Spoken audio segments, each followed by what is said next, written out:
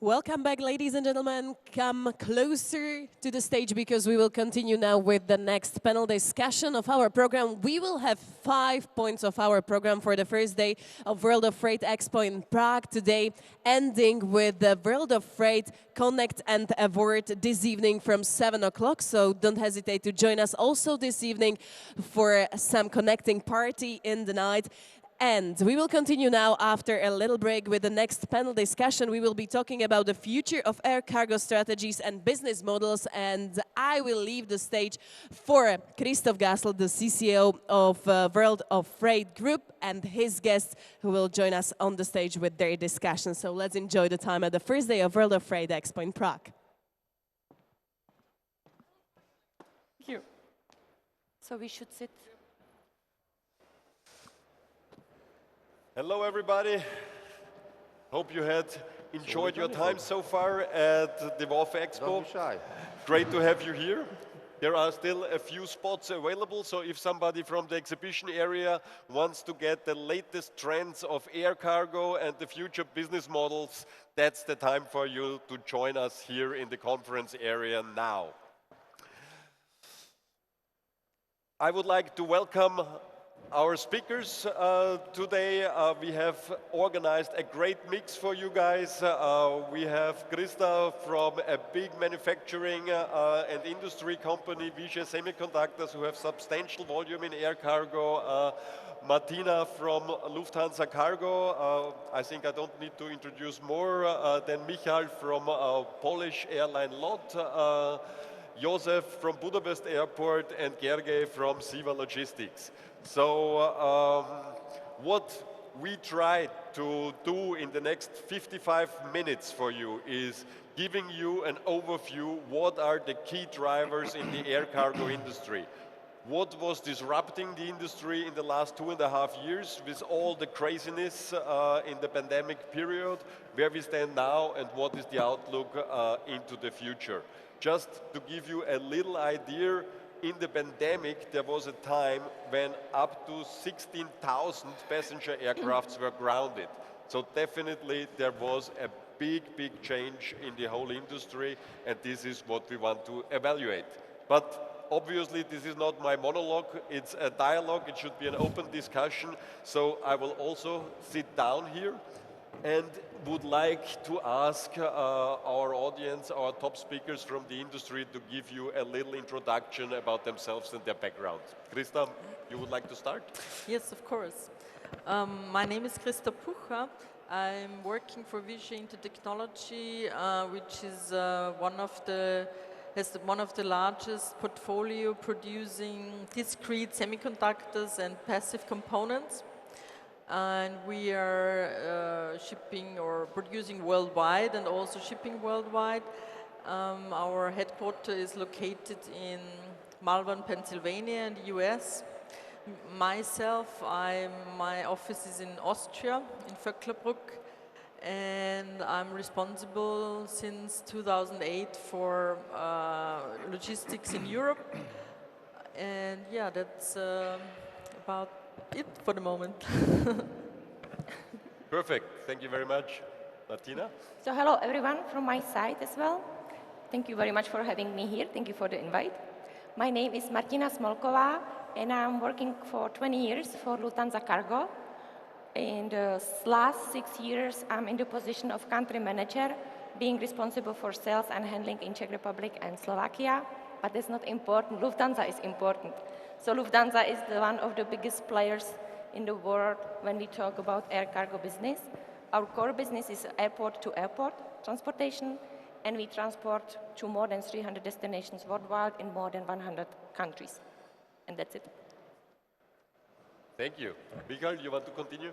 Dobrý deň, dzień dobry, hello. My name is Michal Grochowski. I'm Global Head of Cargo at LOT Polish Airlines and representing last month's second power in the region in the air cargo industry by World ACD. Proudly represent the airline from abroad, from here, and happy that I see all the faces here, and very happy that we can deliver very good service to you, and appreciate you that you support us. Thank you. Dzień dobry, good afternoon.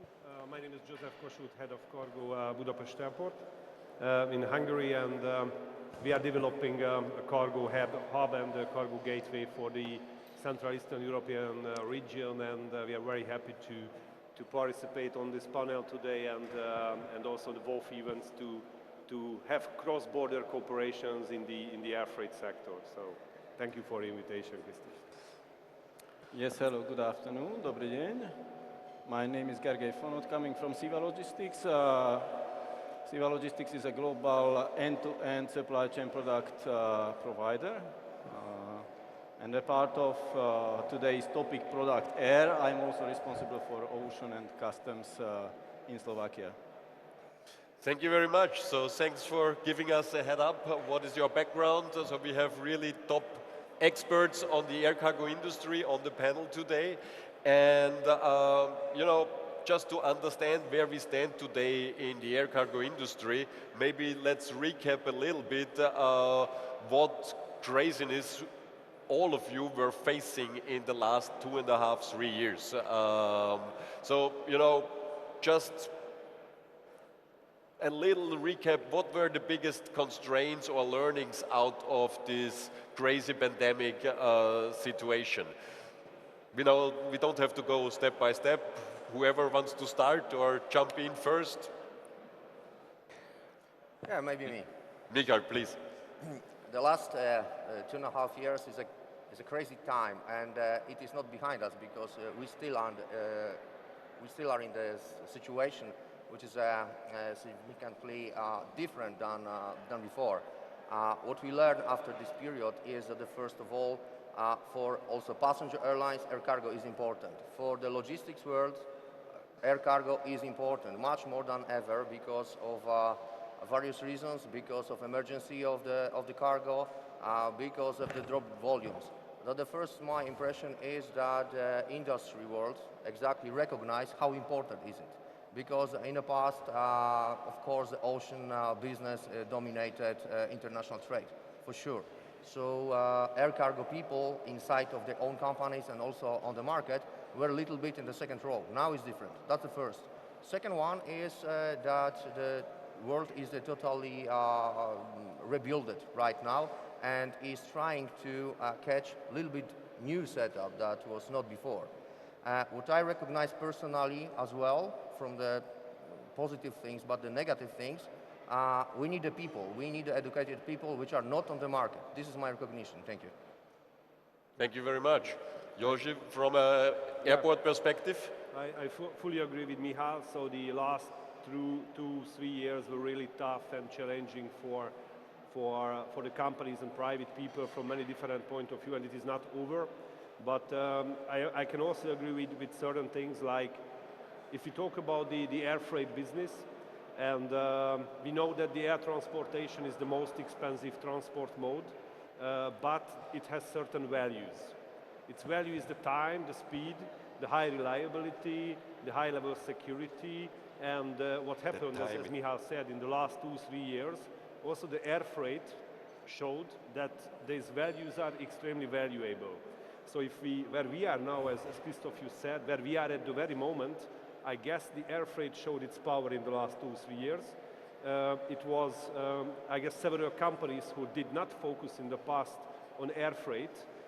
Even if we talk about big sea shipping companies, for example, they started focusing on air freight. So it got a bit more attractive, a bit more fancy for business development point of view.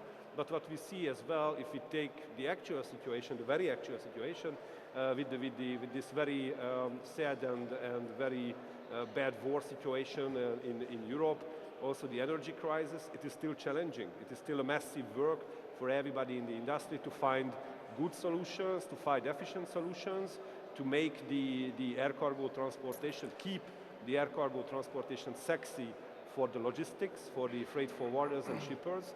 But this extra push now from the global environment, it also forces the company to develop, to improve, there was this digitized panel discussion or the before, and it was about the digitization and automation. We see that several things now a bit escalated, a bit, how would I say, sped up in the development procedures.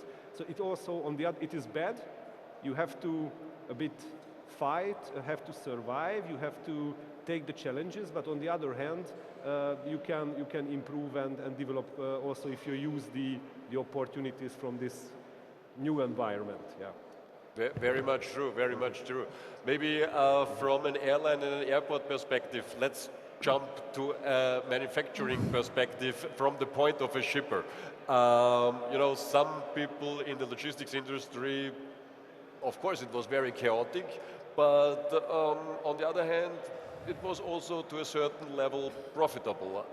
For you, it was a chaos and a pain situation, shipping really many tons all over the world. So, Krista, what were your main constraints at Vigé and the learnings out of it? Well, for us, as you said, it was very bad because we are shipping globally about 13,000 tons a year from Asia, US, Europe, Israel, again, globally to our customers, and the main transportation we use is air freight. And so you can imagine that this was, for us, the rates exploded and the capacity went down, and so we had high cost and we had delays. So it was really very difficult for us. And yeah, we have found some measures to overcome that. For example, we are doing like now monthly RFQs on the high volume lanes, which is of course a lot of work, but that's what we are doing, and to stay on the market, you know, as best as possible. Otherwise, for our company, we cannot, you know, make sure that the costs are on a level our divisions can live with, you know. Of course, you know, the cost level is definitely a big challenge, and the operational performance is the other thing, right? To deliver. Gergely, from a freight forwarding perspective, what did you notice change in customer behavior? What Krista just mentioned is obviously not only valid for Vigé, but for many others. How did you feel this? Yeah, I think this is very important to see that there's a little bit of difference of the companies that are taking part in these changes at one side, and then there are the producers and shippers and consignees that are taking part of this change on the other side. So while we also have some benefits in terms of the profitability, but the other side has a lot of problems. And I think we have to also say that this is not just the last 2 or 3 years. I think we have to say that this is a start of a new era, maybe. We have to get used to it. All these points that were very well stated, I'm afraid they will remain for the next couple of years at least, and we have to get used to it. We have to learn how to be flexible, how to be bold and agile, how to apply these new assets that we had to put in place for the last 2 years. So yes, I think it wasn't easy, and it will not be easy for the next period either. So those who are able to cope, or who were able to cope in the last 2 years with the situation, will be also the winners of the next era, let's say. Very good point. And yeah, the pandemic is still not over. We also, as event organizer, felt it. Obviously, we see one after the other COVID waves is coming, luckily much easier than it used to be, but in different parts of the world, like China, for example, we still have a zero tolerance policy, right? So it's not gone yet. Martina, from a Lufthansa perspective, what were your key learnings out of this period? Well, I was very lucky because I work for Lufthansa, and we have the freighters. So when you know, mentioned China, China closed down, United States closed down, so the passenger flights stopped flying, and many carriers had troubles where to load the cargo. But as I said, I'm lucky because Lufthansa has the freighters. So we still had the capacity available for our customers, for you, and we even used the passenger aircraft as freighters, it means that we loaded cargo not only in the belly, but as well in the main deck. We put it really on the seats where you are used to sit when you fly for your holidays. So from my perspective, this crisis was actually good for us, I have to say. I know that it's completely opposite view than the two of you have. But for us, well, there was learning, be flexible and always find a solution for our customers, which hopefully we did. It's a great input also regarding the freighters, and I think this is something what we really should take up. I think Wolfgang from Vienna Airport told me that, you see, this was act of God. We have Budapest Airport on stage, and I was talking about Vienna Airport, and immediately a technical. I have this button, in my if you say, no, I'm just joking. We are competitors, not enemies with Vienna. Okay, I will try again. Wolfgang told me that there was a day at Vienna Airport where they had only 500 passengers. What is ridiculous. And most probably, Josef, you had similar experience from passenger point of view in Budapest, and all over the world the same things happened. So, an enormous amount of passenger aircrafts were grounded, and because there were still just no passengers. So this trend of switching from passenger to cargo aircrafts, if I'm not mistaken, before the pandemic it was about 60% of the cargo globally was going on passenger aircrafts and 40% on cargo. When you look at this, is this continuing? Are you investing into freighters? Is this one of the future trends we see in the industry? Shall I keep the Martina, Michael, from an airline perspective? Michal, do you invest into freighters? That's, I would like to be more kind to the lady to thank say you first, but I still can continue. Depends on you. Well, as I said, we have freighters, and yeah, Lufthansa made other orders of 10 additional Boeing 777s. So there is a possibility we will get them and keep the older ones. But of course, if the demand drops or there is a lot of passenger aircraft flying again, then we will just replace the older aircrafts by the new ones and try to keep the capacity reasonable. It doesn't make sense to have many aircraft flying and not the demand. So let's see how it will develop. I believe that the passengers aircraft will come back to the operations again because people are eager to fly, and we see it already, and we saw it already this summer. The passenger aircraft are back in the air. So let's see how it will be. I don't have the global goal, to predict how it will be, but we are ready for both options. Yeah. Michael, something you want to add? Yeah, that's.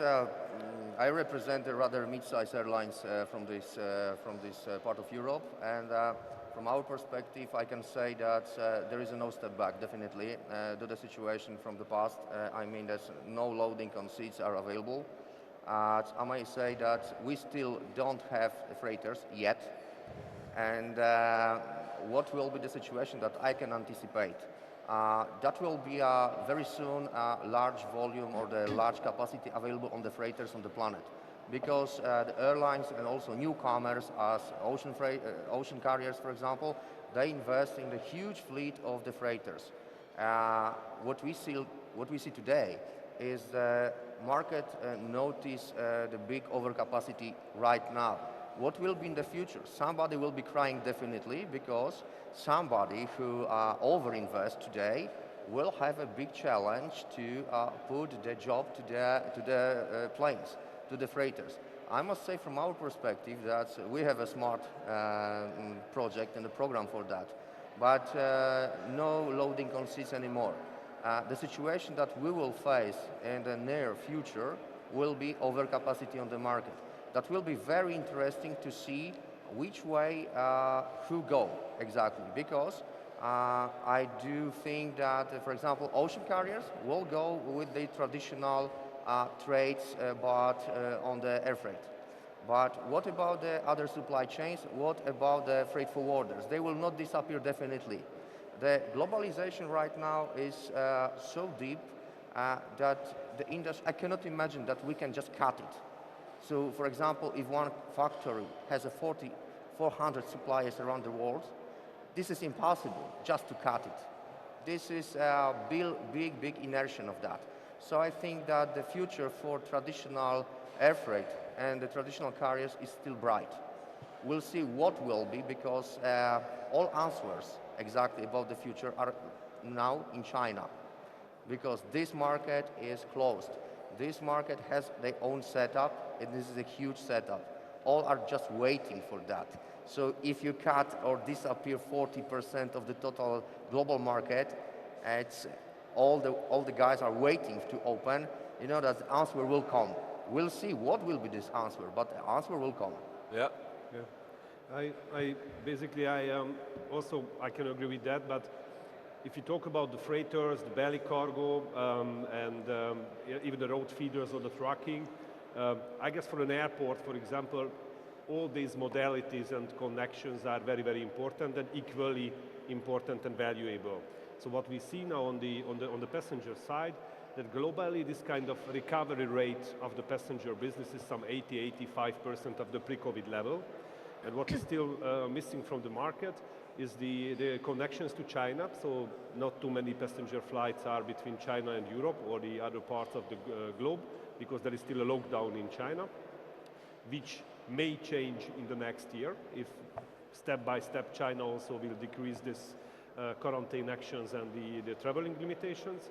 The other side, what we see that what is still missing, especially from the Central Eastern European region, it is Budapest, I guess Vienna, maybe Prague as well, that the North American tourists are not really like now traveling to Central Eastern Europe because of the war. So there are several people who are afraid of the war, and if you look at the map, it looks like very close to these areas. So we have less tourists than before the 2019, but these things should come back. So that's all the tourists will come back sooner or later from Asia, from China. We have just recently new flights from Budapest to Seoul, a passenger flight. So the belly cargo will ramp up again, capacities will come back to the market. The full freighters will remain very important. So there are certain cargo commodities which cannot be transported on the passenger aircraft. Just take an example, the lithium-ion batteries on bigger volumes, which is now a top commodity for the future. So the freighters will keep their position. I agree with Michal, the next half year there will be an overcapacity on the market.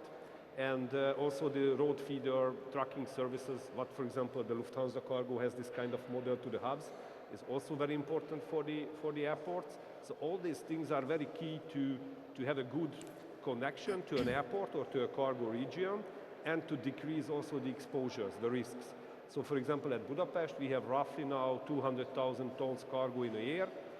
It was 130,000 in 2019, so we increased our volumes by 40% compared to the pre-COVID level in the last 2 years. But all these modalities are quite strong on the Budapest market. So we have, I don't know, 50,000 tons integrator volume in Budapest. We have 50,000 tons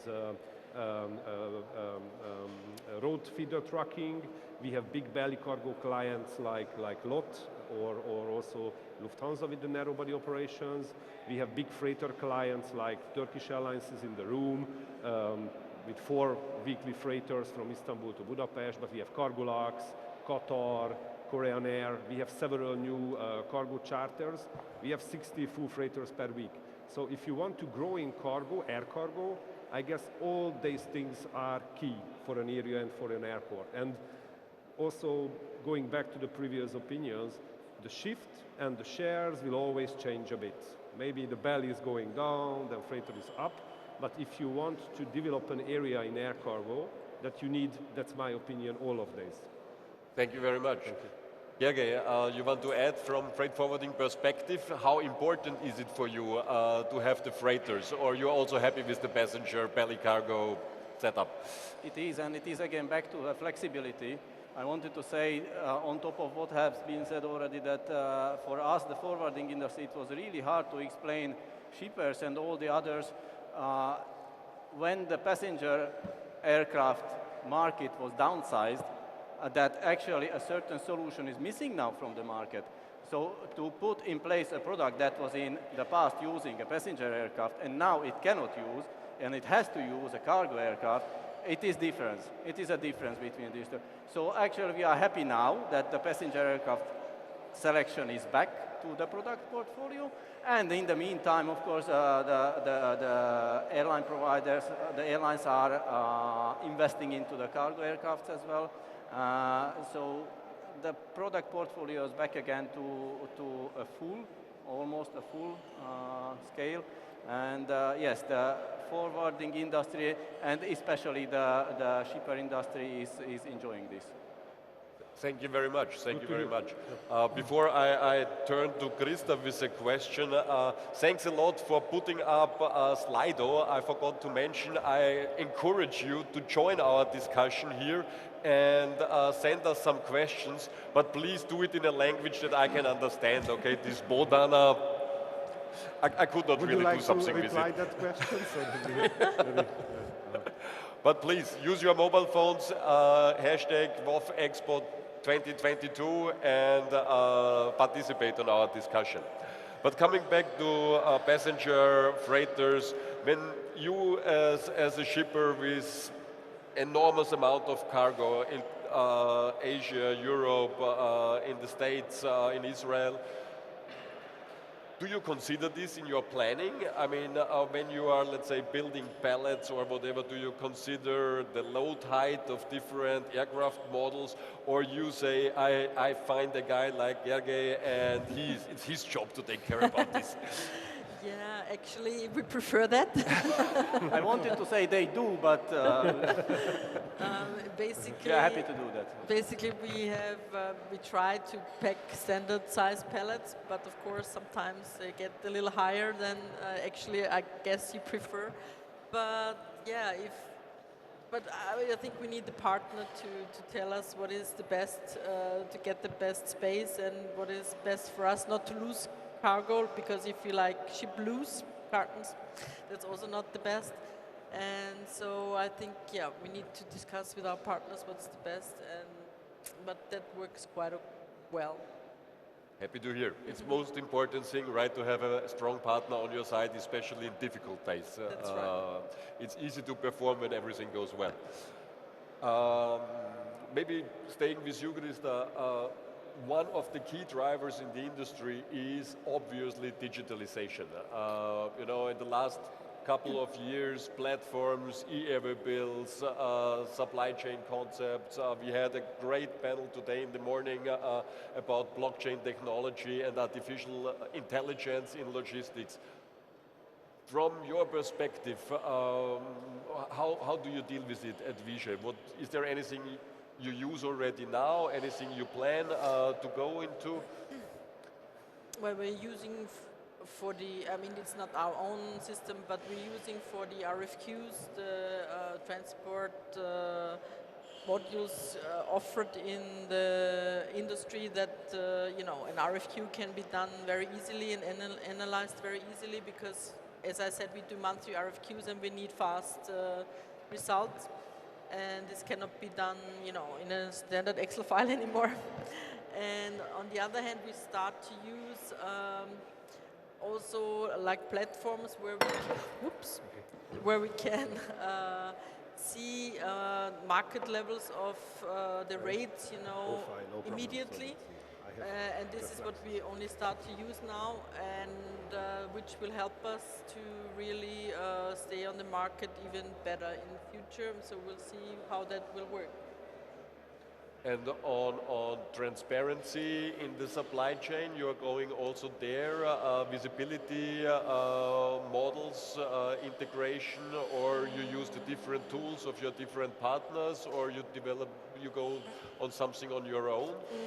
No, we still use our own system for transportation management, connected with the partners for visibility and tracking. And of course, there could be improvement on visibility, but so far we have not found the best way which can help us and would improve the system, but there is room for improvement for sure. All right, all right. Martina, I know digitalization is one of your favorite topics for you personally, for Lufthansa Cargo. For Lufthansa, I would say, but yeah. So, digitalization is influencing Lufthansa, I would say, everywhere, in handling, in sales, really you as well as customers with the e-freight. By the way, Siva was our first e-freight customer in Slovakia. It was Oh, yes. 6 years ago. Yes, I thank you very believe. much for remembering that. Yeah, I do. And now, since March 2020, we don't accept paper air labels anymore. For example, so Lufthansa does not carry paper master air label from the origin to destination no more. Everything is only e-freight. And really, it's no fake. Really, everything is entered into the system, and the master air label is only flying digitally. So we save actually the terabyte. We love the terabyte. But it's influencing the handling as well. There we don't need the paper forms to check the live anymore. So DGR, everything is done on iPad, laptop, phone, or whatsoever. All the data goes directly to the systems, and everyone who needs to see it immediately. There is no waste of time or paper. And another digitalization is in sales. That's actually my favorite, because this was something years ago I couldn't imagine would be possible. I thought that selling cargo is not like selling seats in the passenger airline, but it is possible actually. We are offering via our e-booking our customers to book the shipments online, but until 2 years ago it was possible only for the standard rate sheet, which is obviously the highest rate, the official highest rate which Lufthansa is offering.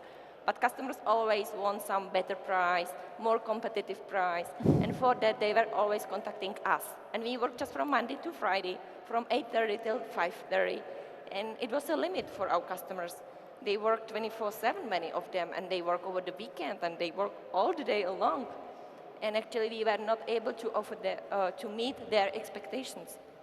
So we used something like artificial intelligence, but actually the other way around, so it's not AI, but IA. Let me explain it. It's an intelligent algorithm which we developed within Lufthansa. And this algorithm takes into account much more aspects than our human brain can do in a milliseconds. So when a customer makes his booking via our e-booking portal, it takes into account what the flight, is it a direct one, or is it via some hub in the United States and then there is a tracking? What's the density? What is the willingness of the customer to pay? We see it based on the historical quotations, which price he accepted, which he rejected. We look if it's a main deck, lower deck, and so on and so on. A lot of aspects are taken into account, and this algorithm creates ad hoc rate for the customer. So actually, if you, as our customers, open our e-booking, you see more than 20 different routings with 20 different rates. And it's up to you which one you will choose. If you really prefer the speed, the direct service, which is there within hours, and you pay a lot, or for you maybe the price is more important than the time, and you can wait 2-3 days, and you will pay half. And I think this is a great possibility for the customers, because they really can make the booking whenever they want to, whenever it fits their needs. They don't need to wait for us to open our office, although it's a home office at the moment, and it's a win-win solution at the end. So I'm in favor of a digitalization for sure. Michael, you want to add from your perspective to have a roundup from the airline side? Oh yes, from airline side, especially from our side, because I'm in this lucky position that I'm the decision maker exactly in our airlines. So first of all, I need to point out, so give me the few minutes exactly, because for airlines, as Martina also taken time, it's a very important topic, absolutely, right now. So from our perspective, where we placed us as one of the leaders on the market Central Eastern Europe, we have to consider what the market can absorb, what a market cannot absorb. This market in Central Eastern Europe has a characteristic of being a spot market, mostly. So you know that when you go too deep and community will not chase you enough, your relations will be destroyed. So we think to be smart and clever. I can say you from our side is right now we are going into the final process of changing the operational system.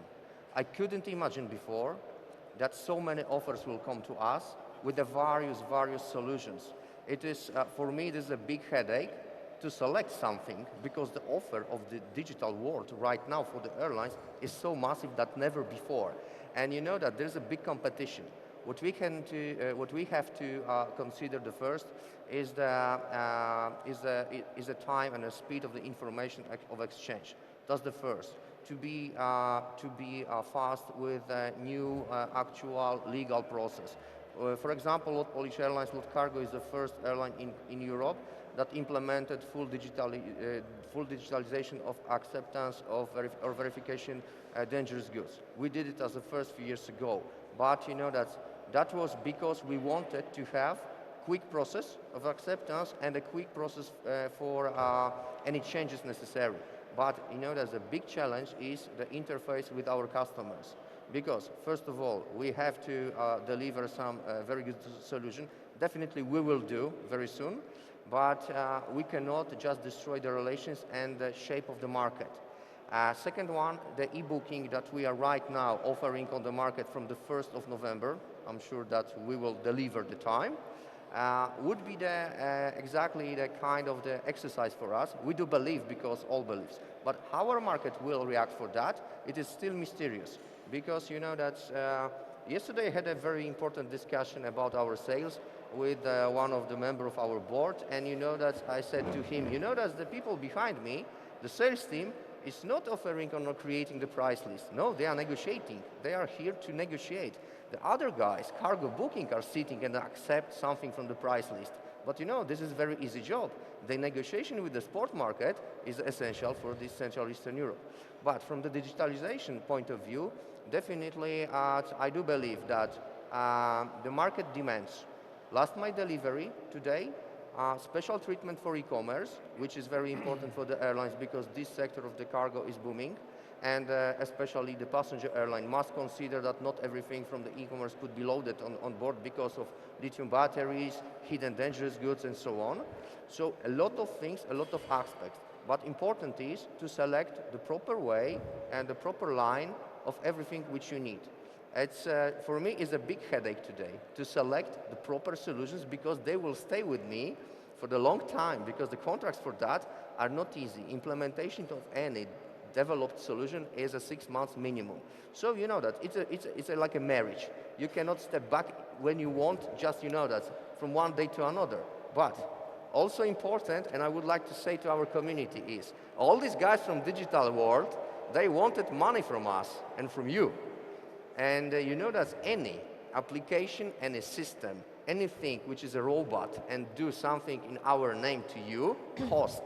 You must pay for that, and remember, because you know that someday that would be situation that my GSA is taking the commission, my customers is getting their incentive program, and my digital suppliers are taking some percentage of every single operations because they control it. I don't want to hand over full of my work to them. That's why I'm very sensitive on that, because at the end, I don't want to have the situations that the 10% of my income is coming everywhere, but not to my pocket. And EBIT, you know that the airline business is a low margin business. If you are talking about 10% to share with others, it's huge.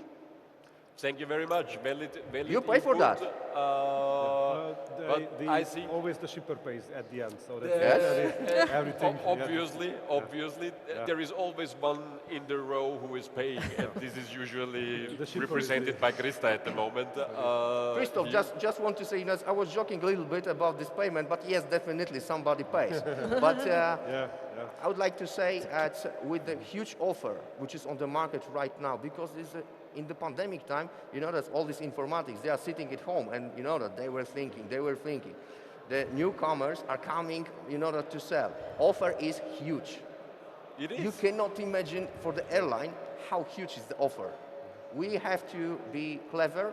I don't say that we stop. No, definitely not. Digitalization is the future, but from my opinion, I want to select proper way and a clever way to not overkill the business, to not overkill relations. Fully with you. It's a very important decision, and one thing what we are maybe missing in the digitalization at the moment is standardization. You know, sometimes I have the feeling everybody wants to reinvent the wheel with a new solution and something fancy, and really standards for the industry where all of us could work on the same platform, same levels, with the same KPIs. This could really drive us forward. Gergely, what what would you like to add from Siva's perspective to the digitalization topic before we come to some other things, because time is running and we have so many questions from the audience already. I will try to be short, but actually digitalization is a very, very important point for Siva Logistics. But I will not talk about how hard it is to make a good digital solution in an end-to-end supply chain company. But what I wanted to point out actually, and referring to the previous speeches, is that again, back to flexibility, and just let's not use this word, let's say adaptability, is that the digital system will be good only if it is flexible and adaptive enough. Just let me give you an example, and I'm looking at the airlines because, for example, Siva has a very good digital quoting system called MySiva. This is for the audience. But the system is using, obviously, any digital system is using rate sheets, for example, a quoting system, of course. And what are the rate sheets of the airlines nowadays used for? Basically nothing. They are just a promo material that is not really valid. So if we would like to sell a solution to Krista, which is based on a standard rate sheet of Lufthansa, or LOT, sorry, Michael, then most probably Krista would say, no, no, no, we don't want this solution. So our digital solution will be good enough only if there is knowledge behind, if there is flexibility, if the system is adaptive enough, and if there is a lot of, how to say, extra human know-how behind that is making the standard solutions good enough for today's very ad hoc based conditions. Thank you very much. Jože, final statement to digitalization before we come to other point? If I would try to merge some questions in my answers, and then we can also move to the others. Not this special direct cargo connection to this chair area, what I don't know exactly, but Green Deal, digitization, and cargo community. Talking about Green Deal, the biggest CO2 emissioner in the European Union is the road transportation. So what I believe that this should be decreased. It should be more moving to the intermodal, to the train transportation, and we also believe that it is not sustainable and absolutely not green if you fly your cargo from China to, I don't know, to, I don't want to name any very Western European airport, to somewhere to very West, and you truck it back in the European Union to Romania. So this is something which is creating unnecessary CO2 emissions. So if somebody wants to be green, I guess also in the train transportation, railway, and the air freight, these direct solutions are CO2 decreasing things. In very long haul, I guess what I mentioned, that this air freight is the most expensive transport mode, so, and it is a very long haul operation. I guess this thing will stay. So even if we talk about Green Deal, so cargo flights from Asia to Europe will stay on the market. Maybe a bit will move to the real cargo thing. Digitization, yes, that's a must. Together with the community, I would connect the two things. A community needs, how would I say, organizers, leaders, hosts in any community. That was my question where I asked the IT guys in the first panels that how they see this cooperation, collaboration. In our community, we try to take the lead in the book cargo community. Now we are implementing a new cargo community system to the market, on the market. Already there is one in Hungary, and it is not so bad in the digitization. Some 60% is the e-airway bill penetration rate.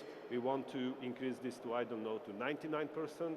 We want to bring in a new cargo community system, and our target is to have a new system in 3-4 years, when all the handlers like Lufthansa, like LOT, all the partners, the handling companies, forwarders can interface their systems. They can send the e-airway bills, they can send cargo data, they can do manual checking, payments.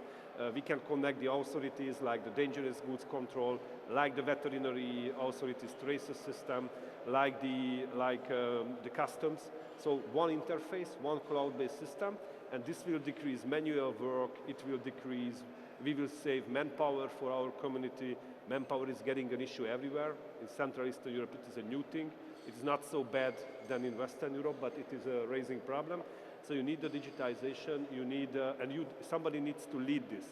So in our community, we try to do this. This is a massive work, but that's absolutely the future. Thank you very much.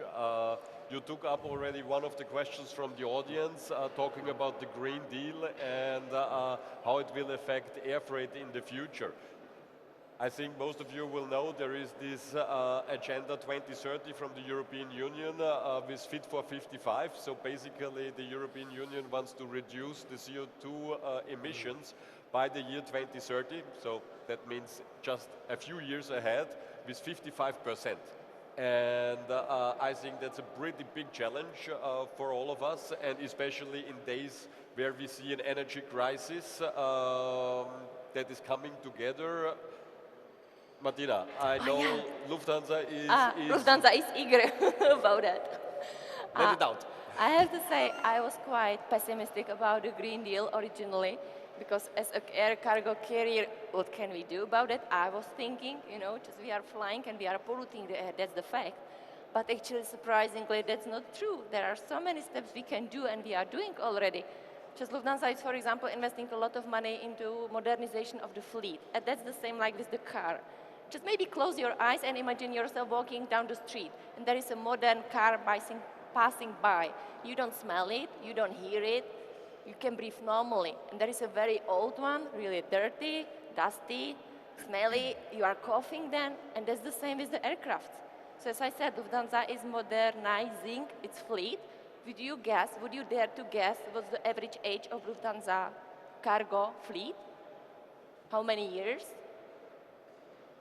Just show me your fingers, we will not hear you, but show your fingers. Wow, you're very close. She was showing 5. So the average age of Lufthansa cargo fleet is 5.2 years, which is pretty new.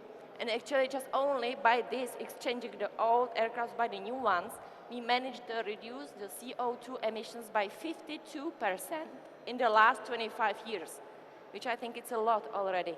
52% reduced already. And we want to go further. We want to reduce it by additional 50% by 2030 in comparison with 2019, not with the ancient history, but with 2019. And we want to be zero to cargo CO2 emissions neutral till 2050. So how to do that? We have the most modern flights which are available already. So what to do more? There were some clever brains who dressed our aircraft into a special skin. We call it a shark skin, and this surface reduces the air resistance. So you reduce the CO2 production additionally by 1%. You may say, well, 1% is nothing, but actually it's tons and tons of CO2 per year. So this is another step which was taken. Another step is fuel. The typical kerosene is not really environmental friendly, and there is already the SAF, sustainable air fuel available, but it's not sufficient. It's not in sufficient quantities to fly all the aircrafts based on this fuel. That's why the price is so high. But Lufthansa has it, Lufthansa is buying it and selling to our customers, but as I said, it's not sufficient. So we can, with our own solution, and again, some smart brains are involved, and it was originally just on a paper. Is here someone really good in chemie? That's good, no one, me neither, but I would like to try to explain how it works, and because I'm not in chemie really good, but I will try.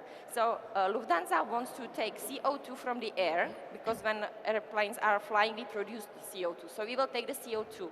Then we will divide the water into hydrogen and oxygen, and the hydrogen will be mixed with the CO2. And to do all those things, we will use only the electricity produced by the renewable resources. So it should be really environmental friendly. This was originally only on the paper, but the factory is built it up already, and I've seen the first doses of this, let's call it scientifically made kerosene.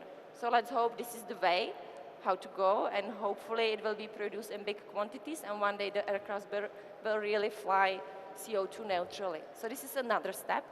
And then, well, because we are in the industry where the technology limits us, obviously, as I said, the sustainable air fuel is not produced in sufficient quantities yet. There are other ways how to replace what we produce. We can try to reduce CO2, for example, in some productions in Africa. We call it, now I forgot the name, the word, but simply you reduce CO2 somewhere else. For example, you plant the trees or you invest into African productions and reduce CO2 to, at the end, the effect is the same. You reduce CO2 for the whole globe. And it's actually not so expensive. That's I'm really happy I can speak about it here. You as a shipper. This was my next question. Yeah, so I will let you know. So for example, for 1 ton shipment from Prague to JFK, it costs a lot of if you really go for the sustainable air fuel. It would be 2,000 euros if you cover it fully with the SAF.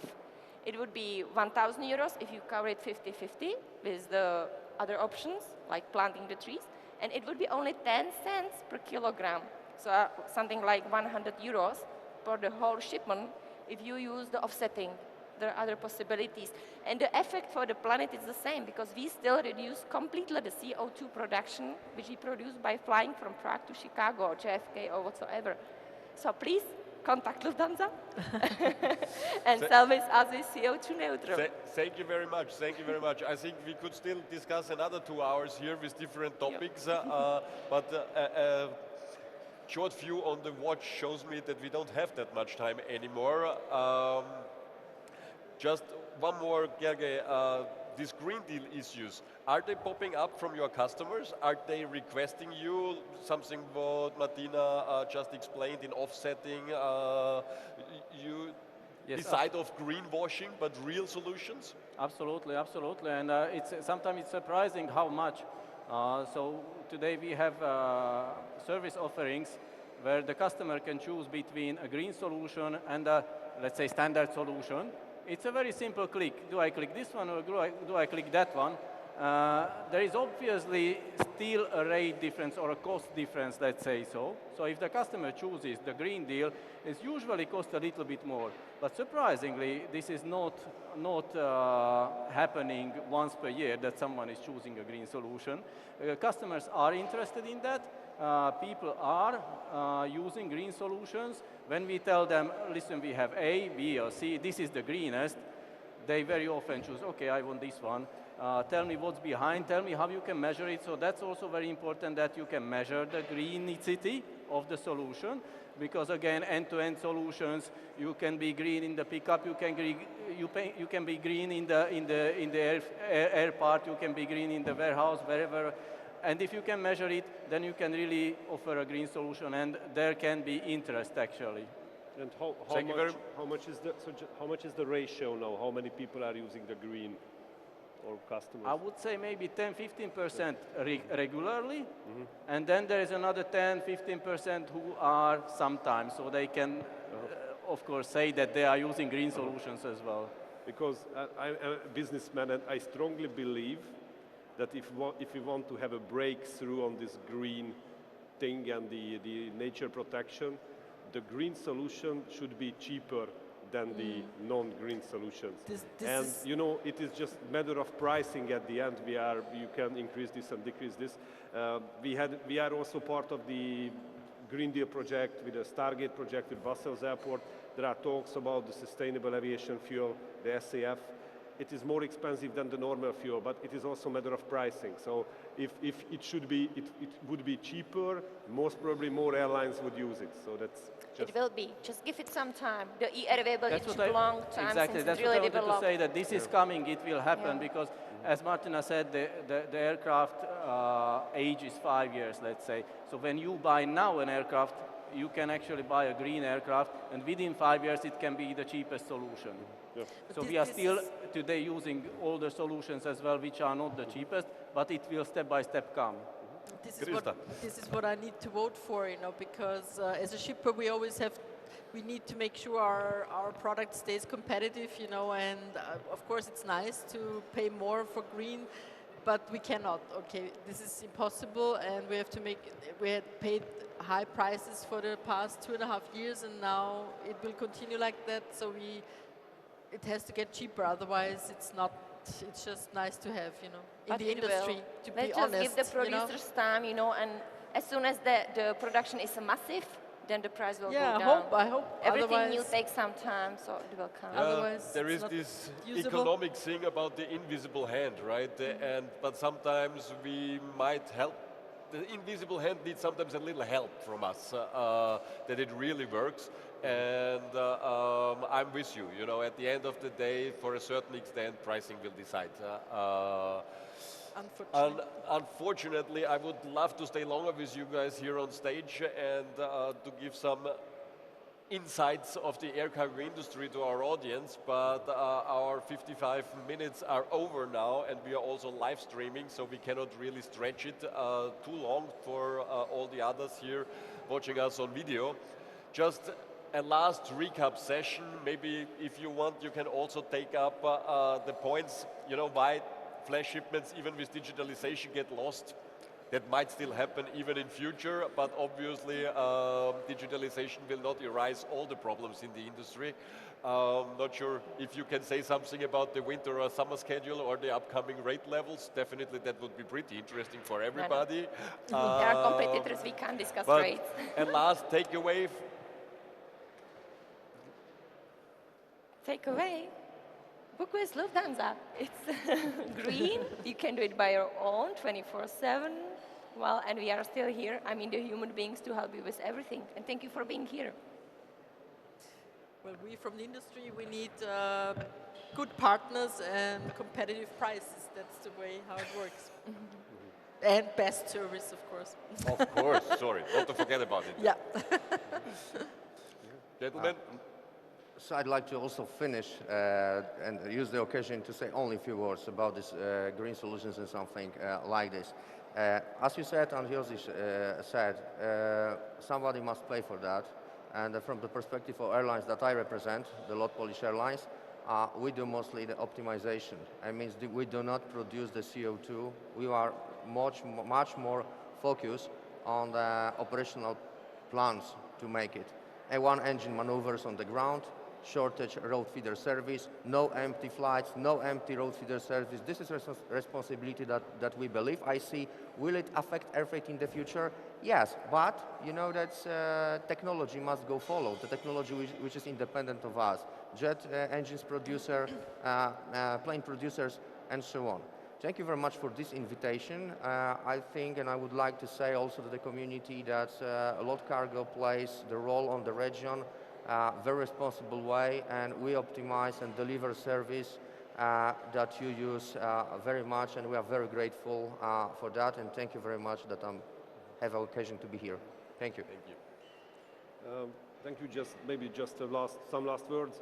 What we need in the air cargo and in the logistics, I guess it is much more collaboration. If we want to improve in any of these green things, digitization, efficiencies in the future, so much more collaboration. This is why we are here, so we love this WOF event, and it is really a great event.